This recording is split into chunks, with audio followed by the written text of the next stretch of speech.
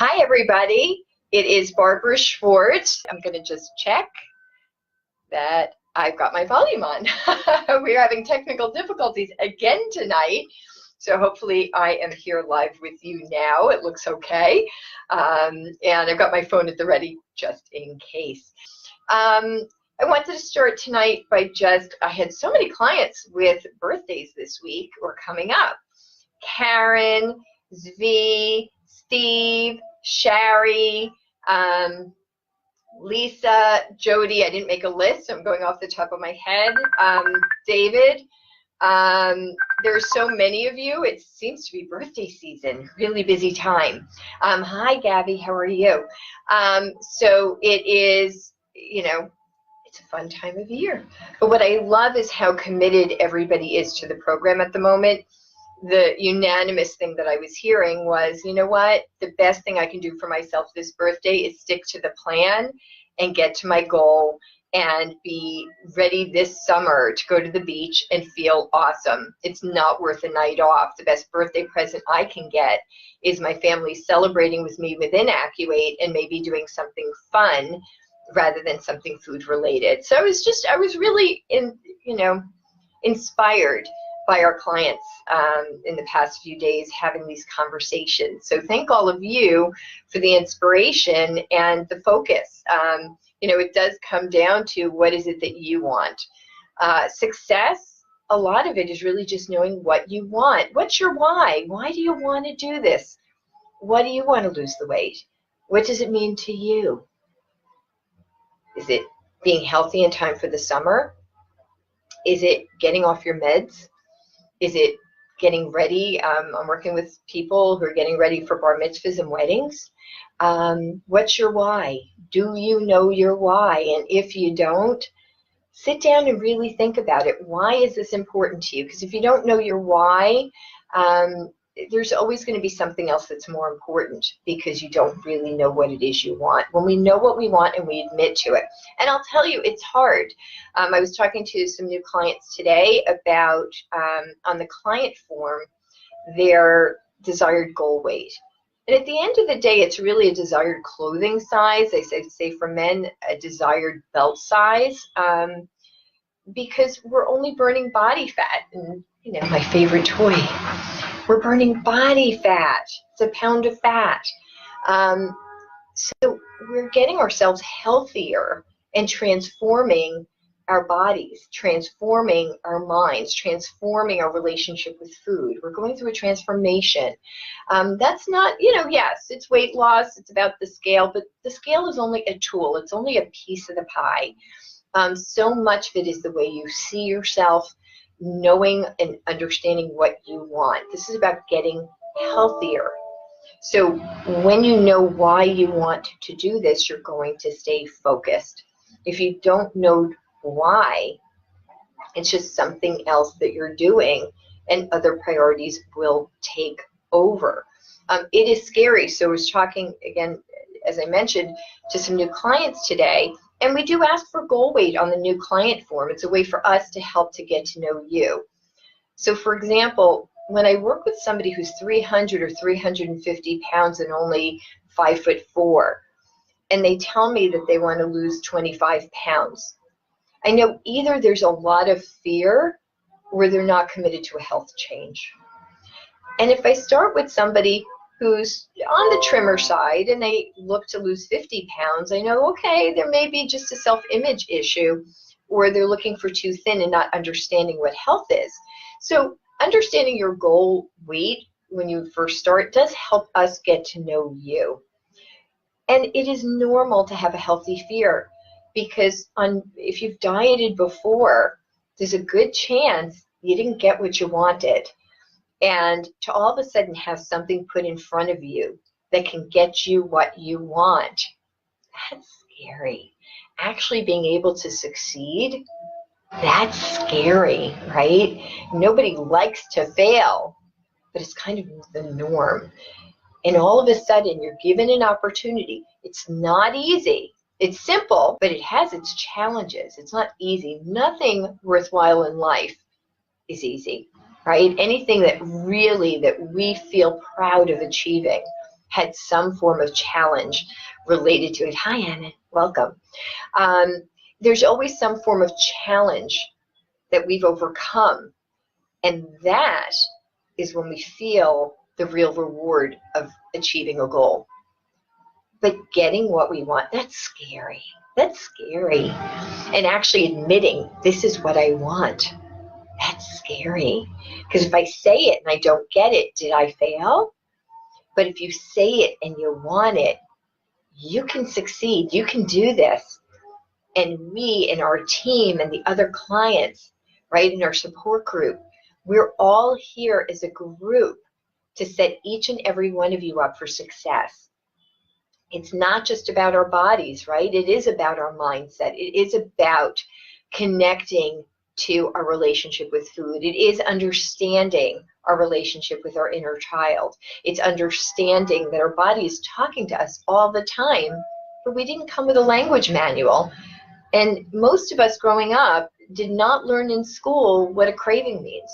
Most of us did not learn in school what a cramp might mean. Most of us don't know what an urge, craving, a repetitive desire for a certain kind of food might mean. Our body is talking to us at all times. And one of the beauties that you learn as you go through this journey of building vocabulary, of learning your body language, right? What is my body telling me? I always like to say it's like when you get off, I'll say I don't speak Chinese. And I was in Hong Kong on business in years pre-Acuvate. And you get off the plane and somebody welcomes you. And I'm going to make up a word that's not a real word. So I get off the plane and they go, and they're smiling. So I know that they're welcoming me, right? I just got off the airplane. Maybe they're saying hello. Maybe they're saying welcome. But it's some sort of greeting. They're smiling and I just got off a plane. So I have context. And then I walk into a restaurant. And again, the hostess says, and I go, that's the same thing I heard when I got off the airplane. So again, that must mean hello, welcome, maybe how are you doing? I don't know the exact translation, but I'm starting to get a context that when I enter a room, that's something people say. So maybe next time I walk into the room, I'm going to say to somebody, and now they smiled at me because I've said some sort of greeting. I don't know the exact translation, but with context, I've learned a vocabulary word in a language that I don't know. The same thing is happening during our weight loss journeys with conversation with our body. If I'm craving salty foods all the time, what does that mean? But if I'm craving salty foods a lot, it must mean something. It's one thing, okay, I craved salty foods for half an hour today. It was one time. Maybe it was really just a craving, or maybe I saw something on TV, or maybe a friend was eating something that appealed to me. Okay. But a one-off, there's no pattern there. So I have the possible context that, I had a craving. Good to note. But if I have it again, wow, I'm really craving salty foods. Anything salty would really, really make me happy right now. Maybe that's telling me something. And so you discuss it with your Acuvate consultant, or you talk to the people at the Facebook group online, and somebody points out that sodium is an electrolyte, and sodium helps us retain water. Maybe we're a little dehydrated, and that's why we're craving salt. So maybe salt craving means mild dehydration. Okay, so next time I'm craving salty foods, I'm going to think to myself, how much water did I drink today? Did I have anything with electrolytes? Maybe I am a little dehydrated. I'm craving salty foods. Oh, you know what? I had some leg cramps earlier. Maybe I am low on electrolytes. Or, again, I had a little bit of a almost hangover headache. I must be dehydrated. And all the pieces start to fall together so that now, when I have this signal, I'm craving salty foods, I'm going to say, okay, I don't know the exact translation, but my body is telling me something, and I'm learning that often a salt craving, it doesn't always, but often, it means I'm mildly dehydrated. And now I've got some tools because I've got a bit of language that my body's telling me. And now I can do something about it. And now I'm conversing with my body, right? I'm having a conversation. My body's telling me something, I'm hearing it, and I'm responding. Now, that's a wonderful thing. So now the next time I get a craving and I notice it again, and it's something else. Maybe I just keep craving chocolate. Keep craving chocolate. Every day I'm craving chocolate. Oh, and I'm due for my period. I'm craving chocolate. Huh. Well, guess what? There's something in cocoa that pacifies the female reproductive system. So it's very common when there's a hormonal shift to crave chocolate. Not necessarily sugar, but actually craving chocolate. So we've got our anytime chocolate pudding, the Ackee bonbons. We have things that with cocoa that, during a veggie day or milk day during 12 to 6, there are lots of recipes that you can make with chocolate, but even any time, there are treats you can have, and you're going to find that, I didn't need to run to a chocolate bar with all the sugar. I was looking for the cocoa. Wow, maybe I'm having a hormonal shift, and that's why I had this. But again, maybe I just saw an ad on TV for some chocolate, or my friend was eating a chocolate candy and I felt like it.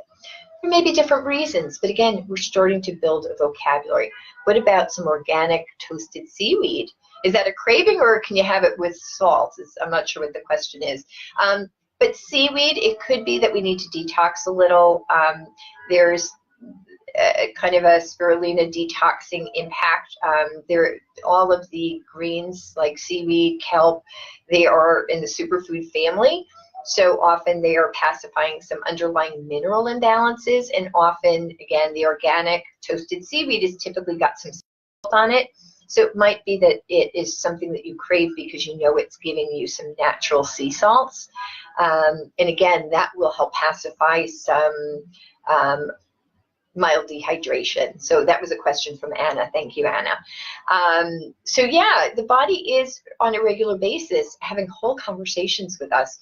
We just don't know what to listen for. And just like with learning a new language, especially when you're entrenched in it, right? You go to a country and you're going to live surrounded by it. You pick up vocabulary words that you hear over and over and over, and you don't know the translation, but you start to get context and you start to build a vocabulary. And with a basic vocabulary, then you start to build on that. And so the same thing is during your journey, you're going to start to build a vocabulary with your body. And each of us has a little bit of a different communication going on.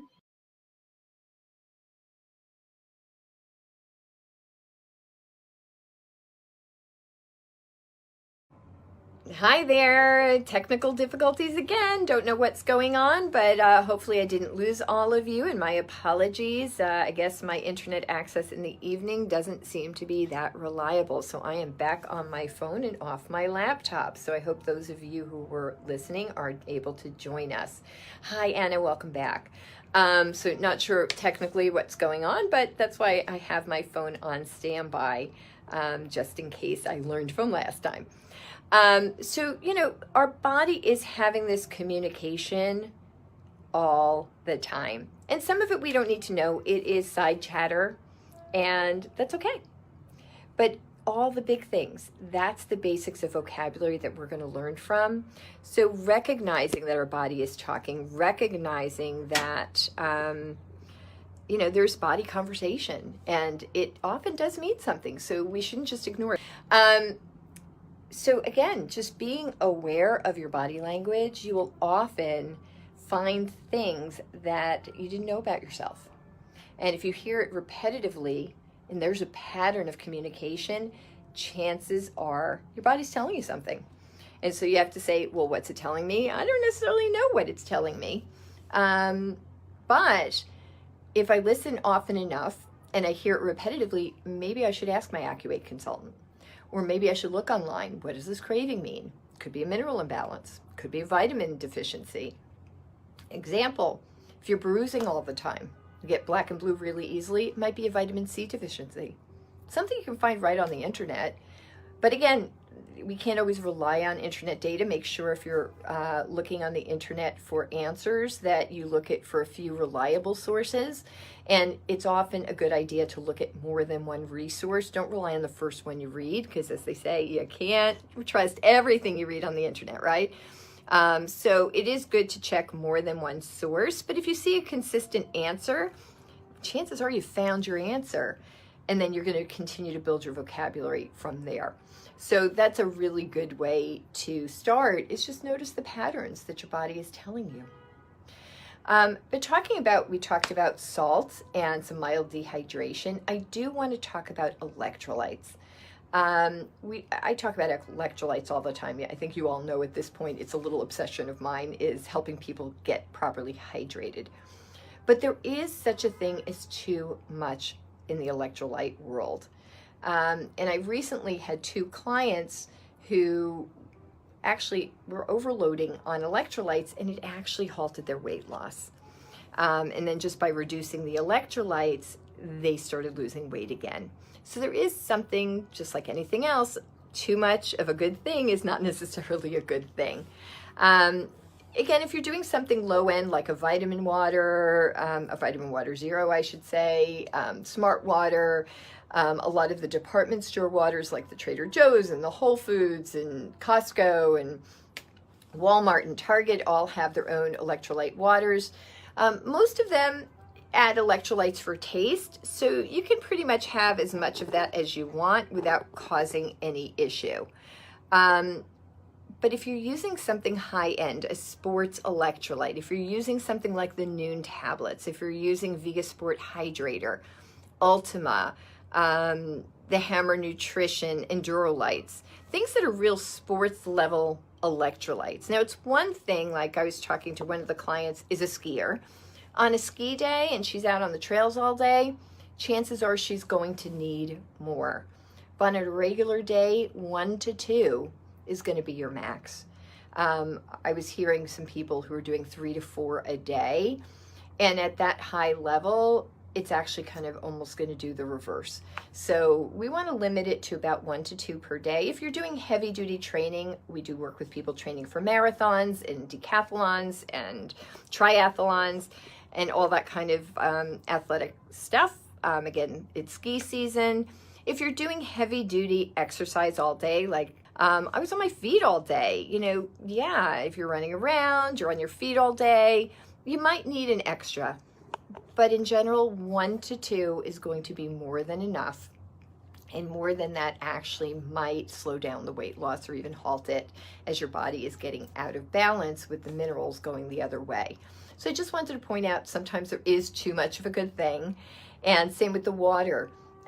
We always do say minimum is 64 ounces, but the ideal is take your body weight, divide by 2, and that's probably the ideal amount of water for you. If you're falling in the range of 300, 400, 500 pounds, the ideal is still maxing around a gallon, which is 128 ounces. You don't want to do a lot more than that. The body just can't handle it, and you wind up flushing out all the good electrolytes that you just brought in. So it becomes, again, we lose electrolytes in 2 ways, urination and perspiration. If you're drinking a gallon of water, you're urinating a lot. If you're drinking even more than that, you're really urinating a lot. And now you're actually flushing out all the electrolytes and minerals. So the more water you drink, the thirstier you actually are. So there is such a thing as too much of a good thing. So on the water side, 64 to 128 ounces is the ideal. And where do you fall between 64 and 128? Again, around half your body weight in ounces, with a minimum of 64 and a maximum of 128. And with the electrolytes, if you're using a sports level electrolyte, I would limit it to 1 or 2 a day unless you're doing some high level exercise. So that is my 2 cents on that. Some other things that have come up is there does seem to be celebration season. There seem to be a lot of weddings, a lot of bar mitzvahs, a lot of christenings, a lot of bridal showers and baby showers. I just hear a lot of events and people are saying, well, what do I do? So obviously there are several different ways to handle this. So it really comes down to how important is the event and did you plan ahead for it? If it's a casual event, if it is the wedding of somebody that's not even that you're that close with, you may want to just stick to the program. Let's just make sure it's a veggie day and let's plan ahead and say, you know what, is there any chance I can get a plate of grilled vegetables instead of the steak, chicken, fish, or whatever they're serving? And most caterers will accommodate, but you need to order it in advance. I know this too. I keep kosher, and many of the people in my world are not. I got comfortable with the idea of before an event saying to the person throwing the event, do you mind if I call the caterer? They don't charge more, but I'd like to order some kind of special meal.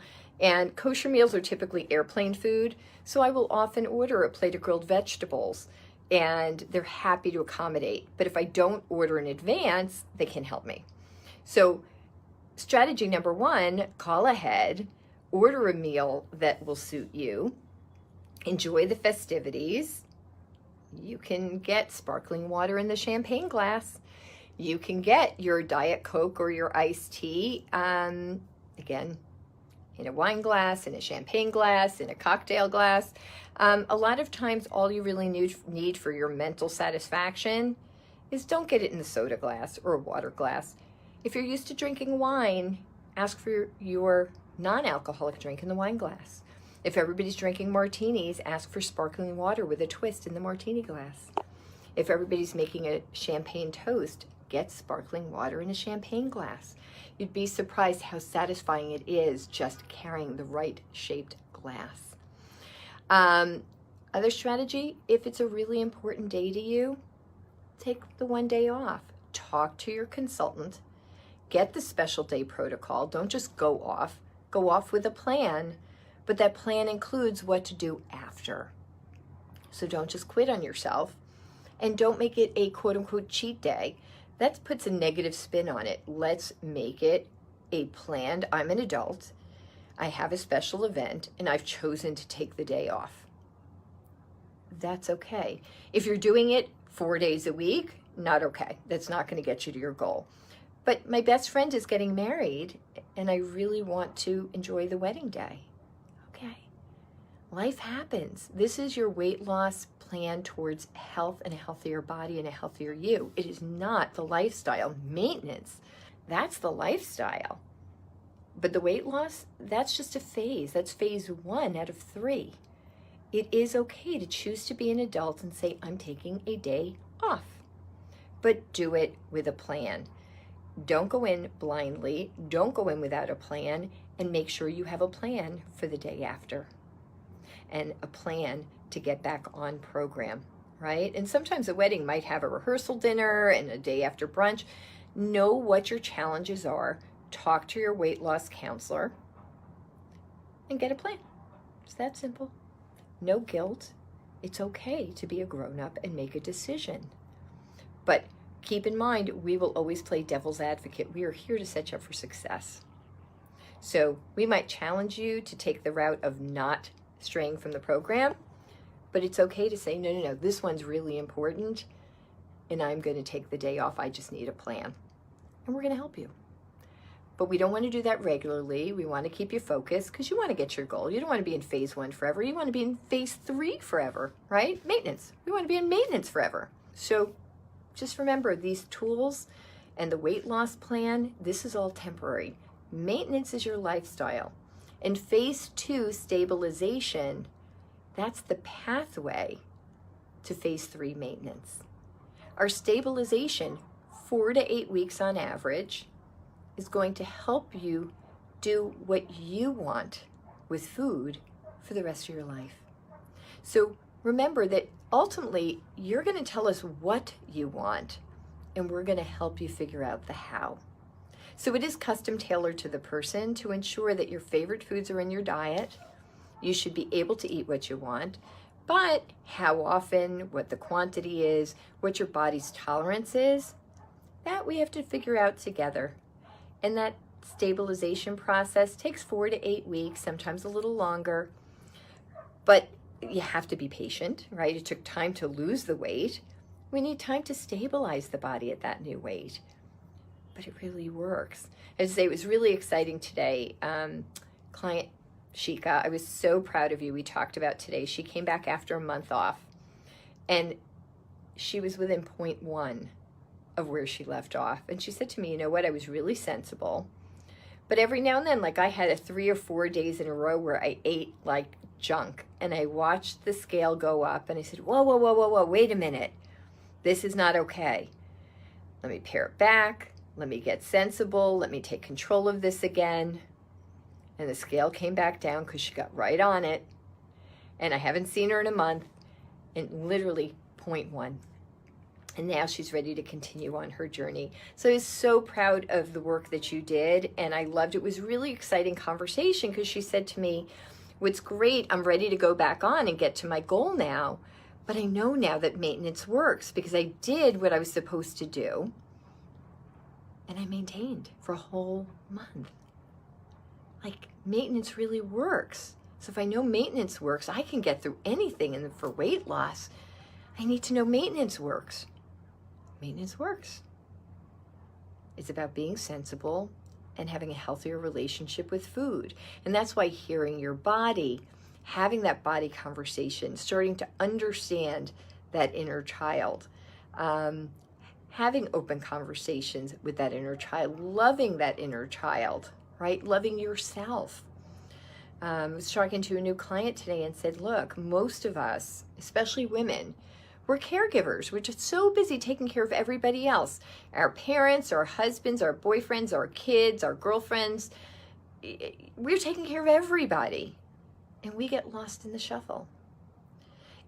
It isn't selfish to take care of yourself. It's self-love. Now, there is a fine line between selfish and self-love, and sometimes getting permission to love yourself, that's hard.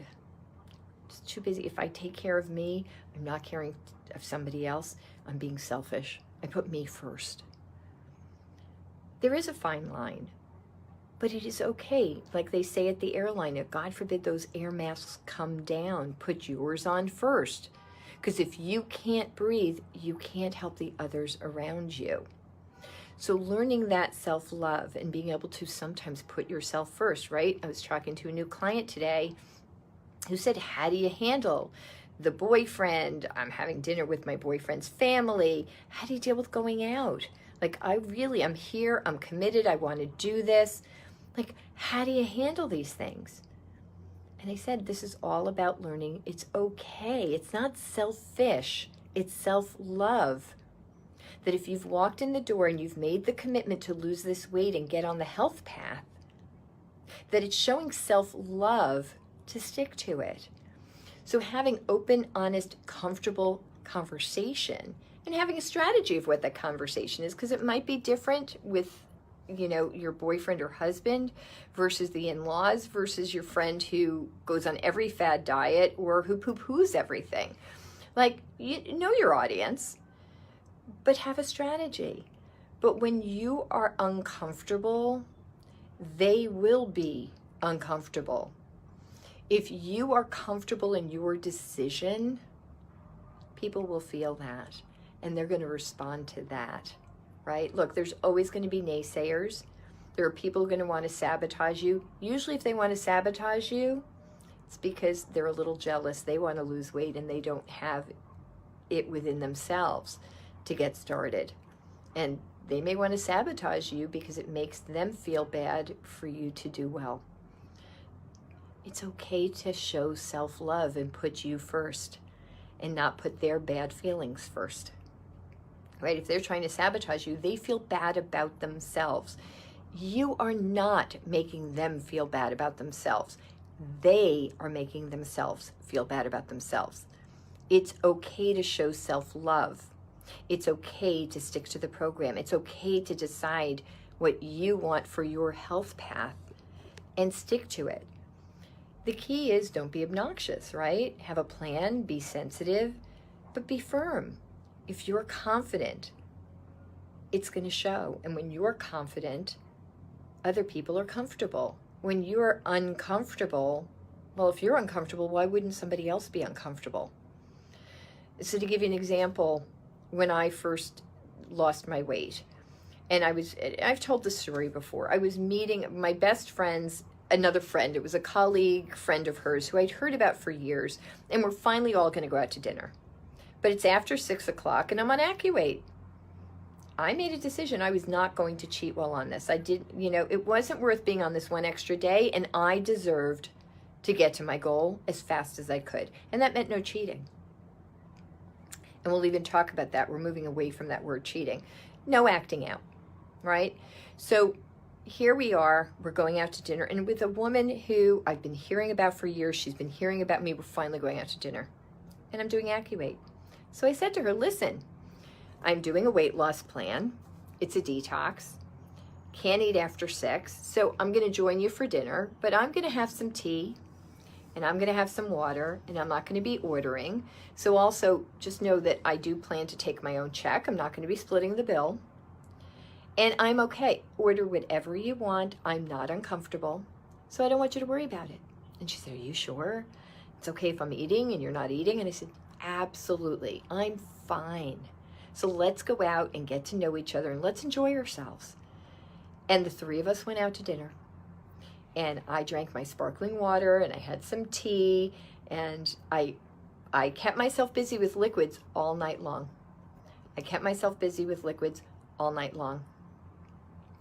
But with that, we had our conversation and we had a wonderful evening.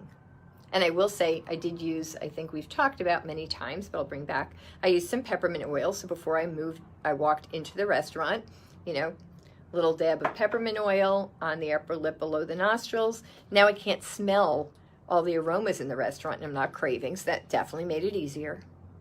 And at the end of dinner, she looked at me and said, oh my goodness, I didn't even notice that you weren't eating. What a wonderful evening we had. And you're right, I never noticed. Well, what I'm eating doesn't affect her. It does if I'm uncomfortable. If I'm uncomfortable and I keep talking about it, making a big deal, oh, don't put that near me, or the smell, or the thing, and I'm on a diet. If you make a big deal, it's going to be a big deal to people. I told her where we stood before we walked into the restaurant. I told her we weren't going to split the bill. I told her to feel comfortable, and I never brought it up again. And we had a wonderful evening. We became friends. And ironically, she actually put her daughter on the program who needed to lose weight. So it was a win-win because she saw how simple it was for me. I'm not saying it wasn't a challenge to be in the restaurant, but I just said it's not important because what was important was socializing and sticking to the program. That was what was important. And I had a wonderful social evening. I made a new friend. She was comfortable. She thought she'd be uncomfortable, but I was comfortable. So she was comfortable. And understand, it wasn't because I'm an AccuWeight loss consultant. This is before that. I was in my old career. I was the CFO of a company, and I had a whole different career path.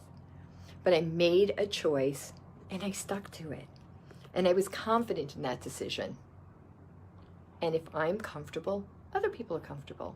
And if they're uncomfortable, it's their own insecurity. It's not something I created. And again, recognizing that is not selfish. Recognizing that is self-love. And you're entitled to that too. It's okay to love yourself. It feels awkward for a lot of people, but it's okay. Loving yourself is a wonderful thing. Loving yourself doesn't mean I'm selfish. It means I have self-love. When we love ourselves, we have more love to give all the people around us. Because when we love ourselves, we are kind. When we love ourselves, we might think something nasty about somebody, but we're usually not going to say it out loud, or at least not to that person, and we're not really going to gossip about them, because that would feel bad. That's not a good trait. And if I love myself, I can't do that. And so our whole behavior transforms, and who we are, the best selves, are what comes out. So it's okay. It's a journey. It's a change for most of us, right? I was always my own worst critic. I still am, but I'm much kinder to myself about that because I do love myself. And I wouldn't be me without some of the self-criticism and always wanting to be better and always thinking I'm not quite good enough in what I've done, because I always want to serve all of you better, right? So what am I going to do better next time? What could I have done better tonight to give you a better journey? I'm always thinking about these things, but the difference is I don't hold a grudge on myself anymore. And I recognize, I will say, I don't recall which client it was, but we're going back. I've been a consultant now about 13 and a half years. And it was probably my first year of practice. A client said to me, we are all made in God's image. And so if that's so, today we're perfect in his eyes. But what he set us out to do was to improve and to grow and to be better every day. So instead of letting go of the word perfect, let's redefine it. A perfect day is a day where I, as a human being, am just a little bit better today than I was yesterday. And if I can be a little bit better as a person today, smile at one more person, say thank you, open a door, notice that somebody needs help, be a little more in tune with all of you as I do a Facebook Live. If I can be a little bit better today than I was yesterday or the last time I did this, then I've had a perfect day. And it's really amazing when you can stack up your perfect days, how good you feel about yourself. So instead of letting go of the perfectionist that I am, and it's hard to be a perfectionist because you never win, right? There's no real such thing as perfect. But when you redefine perfect, so if I am just a little bit better today than I was yesterday, I've had a perfect day, I feel really good. And I can love myself just the way I am because I'm better today than I was yesterday. But if you think about if every day for a week, let's start with a week. If every day for a week, you're just a little bit better today than you were yesterday, at the end of a week, you are 7 bits better than you were a week ago. And 30 days now, if every day you're just a little bit better today than you were yesterday, when you look back 30 days, you're 30 bits better than you were a month ago. And a year from now, you're a transformed person. And every year, upon every year, you look back and you can't recognize the person you've become. And you've become wise, and you've become kind, and you've become self-loving, and you've so much to give. And when you have all that to give and you have all that self-love, you're going to set out to succeed. And that means it's okay to get the healthy body that you want. It's okay to maintain and have indulgences. It's okay to get what you want. And what do you really want? You want to be a healthier you. You may want a trimmer body. You may just want to be off your meds. You may want to look great for that wedding or that christening or that high school reunion. But there's a reason you want to lose the weight, and there's a reason you want to get healthier. And you can accept that when you love yourself. It's okay to want that. And you're not making other people sacrifice anything to get what you want. You're just staying focused, and you're just slightly changing your structure. You're not giving up anything. You're getting something. And you're not asking anyone to give up anything. If you have your confidence and you put yourself into the world instead of removing yourself from the world to let you succeed while you're on the plan.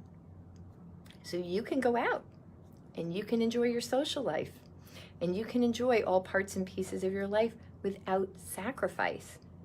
You're temporarily eating between noon and 6. So it's all about just having a plan and loving yourself enough to execute it. So anyway, been going on and on. I want to answer some questions that I see. So Anna, hi Deborah. What brand of bottled water does AccuWeight recommend? I am trying to avoid fluoride. I'll be honest, there's so many brands out there. A lot of it comes down to personal taste.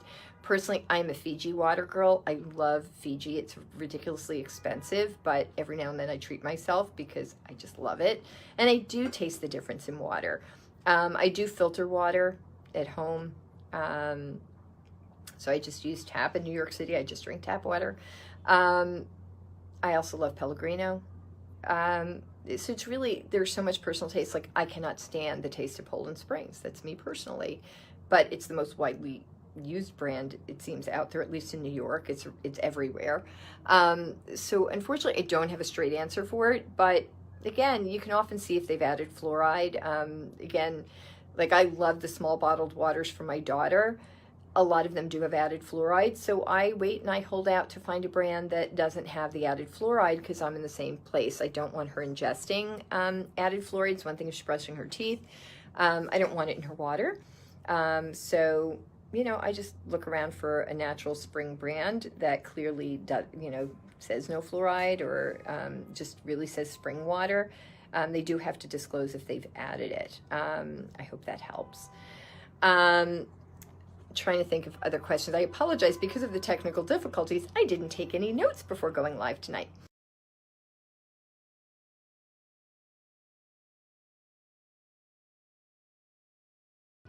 I was asked, again, going back to skiing, I have quite a few clients going on ski trips, is we do have the exercise protocol. It is really important to be following that when doing anything with physical exertion. So the basics are 20 to 30 minutes before exercise, dissolve a teaspoon of honey in hot tea or hot water. That's going to put a floor under your blood sugar. That's really important, because our blood sugar does get erratic when we have physical exercise.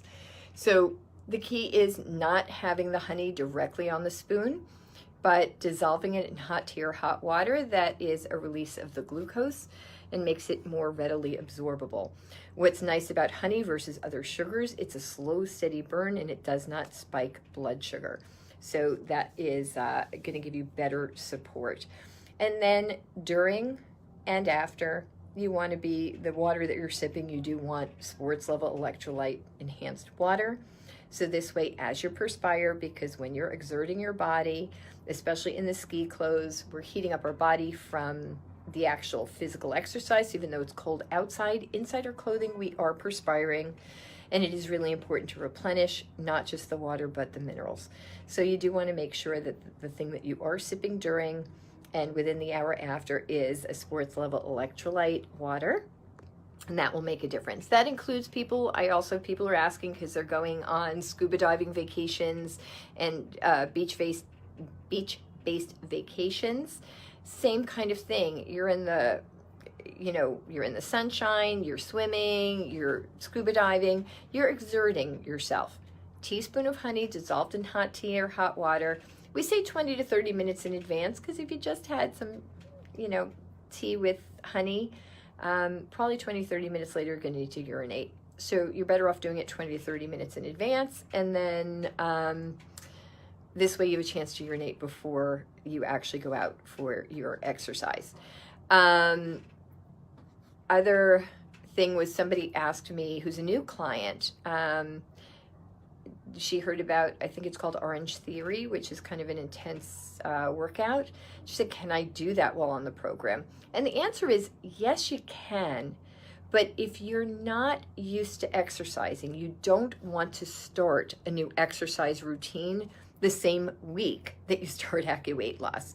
It takes 10 days to 2 weeks to fully detox. Detoxing is a stress to the body. Now, it is a healthy stress, but it is a stress. Exercise is a healthy stress, but is also a stress. You don't want to create two new stresses to your body environment in the same time frame. That could trigger the release of cortisol, and cortisol, as most of us know, actually layers body fat right around our belly. So we don't want to cause a release of cortisol.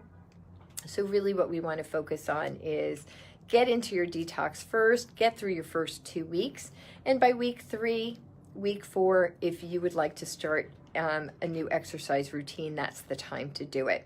Because then once your body's in detox, it does stay in detox. So now you're kind of free and clear to exercise. And again, if you already are in an exercise routine, you don't have to stop what you're doing because you're starting AccuWeight. Your body is acclimated to it. But again, during detox, you might notice that your body says, okay, maybe I can't use the heavy duty weights that I usually use and I have to go down 5 pounds. Or maybe I normally can do 3 sets of 15 and maybe right now I can only do 3 sets of 10 or 12. As we detox, we can get a little more lethargic as the lactic acid, etc., is leaving our body, and the toxins are leaving our body. So just be aware that you should listen to your body. And again, it's all body conversation, right? Your body is telling us something. But if your body is used to exercise, you don't have to stop what you're doing. But if your body says it's a little too much for me today, during that first 2 weeks, listen. Your body's telling you something. It's all about listening, right? It's listening and awareness. That's what it comes down to. So the answer is yes, exercise. The only prohibited exercise is bodybuilding. And I mean like Arnold Schwarzenegger. Heavy weights that you can only do, let's say 5 to 8 reps before you fatigue. That's bodybuilding. There's not enough protein on the program to build muscle. Not an issue to do body toning. There is enough protein for that. But bodybuilding, we don't want the body to cannibalize other muscle to build the muscle you're working on. So that is the only form of prohibited exercise. We do work with people who are training for triathlons, for marathons, etc. You're not going to be on the program for the actual event. We will wean you off a day or 2 before, and then you can go right back on after. But for some heavy duty, like leading up and training for marathon, no problem. But for actual marathon day, we're going to take you off a day or 2 before, so work with your consultant. But in general, again, training for it, not a problem. We've worked with tennis pros, with yoga instructors who are teaching 25, 30 hours a week, not a problem. It's all about keeping that proper hydration with electrolyte balance and a floor under the blood sugar. So that's what it comes down to. Is this live video available at a later date? Yes, it is stored on Facebook. So if you go to our Facebook page, you will find all of our live videos. So yes, this video is available later. But good question, and welcome, Patrice. Unless there are any other questions, I think I'm going to wrap it up for this evening. And I will be back here next Monday evening. Your questions are always welcome. Don't hesitate to reach out. I'll give you my cell phone number for texting is the best way to reach me. So if you have questions, the text number is 845-553-0770.